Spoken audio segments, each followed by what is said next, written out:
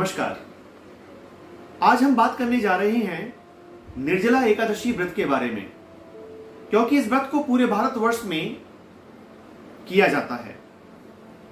निर्जला एकादशी का जो व्रत है वह बहुत महत्वपूर्ण व्रत है, क्योंकि इसके विषय में एक कथा प्रचलित है कि अगर आप पूरे वर्ष भर की एकादशियों का व्रत नहीं कर पाते हैं तो आप केवल निर्जला एकादशी का व्रत कर लीजिए, आपको साल भर की एकादशी का व्रत करने का फल प्राप्त हो जाएगा। ऐसा व्यास जी ने भीमसेन जी से कहा।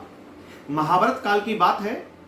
तब भीमसेन जी ने व्यास जी से कहा कि हे व्यास जी, मेरे सारे भाई एकादशी का व्रत करते हैं पर मैं नहीं कर पाता, क्योंकि मैं भूखा नहीं रह सकता। अब आप ही बताइए मैं क्या करूं। तो व्यास जी बोले, भीमसेन, आप साल में केवल एक व्रत यानी कि निर्जला एकादशी का व्रत रख लिया करो, इससे तुम्हें पूरे साल व्रत करने का फल प्राप्त हो जाएगा।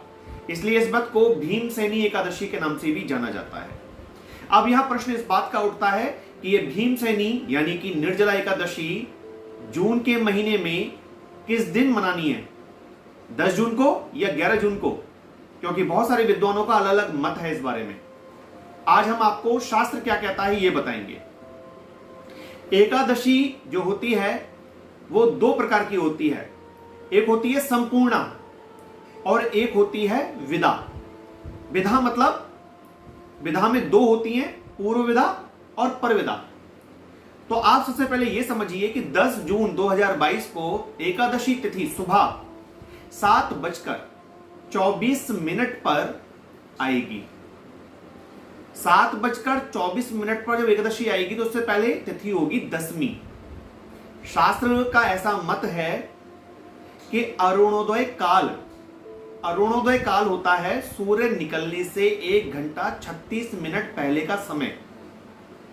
शास्त्र कहता है कि यदि सूर्य निकलने से 1 घंटे 36 मिनट पहले तक यदि 10वीं तिथि रही है, उसके बाद एकादशी लगी है, तो ऐसी एकादशी का व्रत नहीं करना चाहिए। क्यों? क्योंकि जैसे हमने कहा, एक होती है संपूर्णा यानी कि पूर्ण एकादशी, एक होती है पूर्व विधा।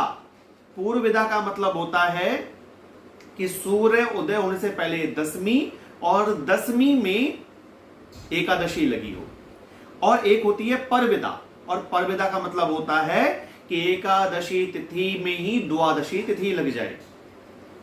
तो ऐसे में प्रश्न उठता है कि एकादशी किस दिन की कही जाए।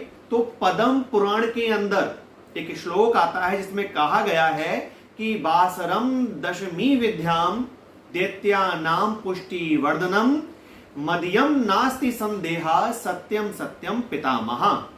यानी कि कहा जाता है कि जिस दिन 10वीं तिथि सूर्य उदय होने से अरुणोदय काल में मौजूद हो, यानी 1 घंटा 36 मिनट पहले तक मौजूद हो, और फिर एकादशी आ रही हो, तो ऐसी एकादशी का त्याग कर देना चाहिए।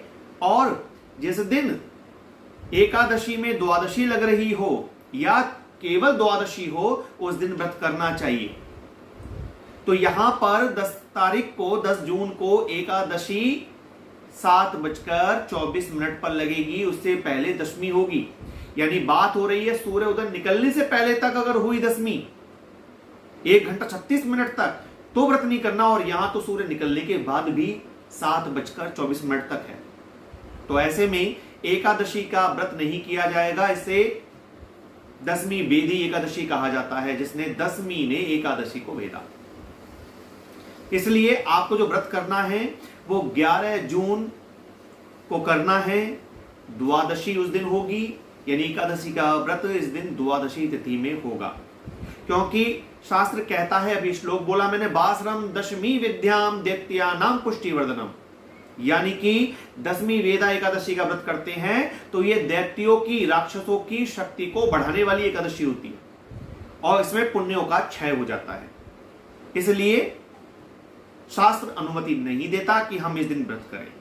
इसलिए आपको जो व्रत करना है वो करना है 11 जून को।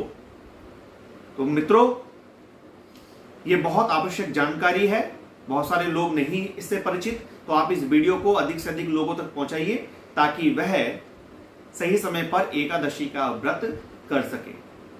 मिलते हैं एक ऐसी नई नवीन जानकारी के साथ, तब तक के लिए विदा लेते हैं।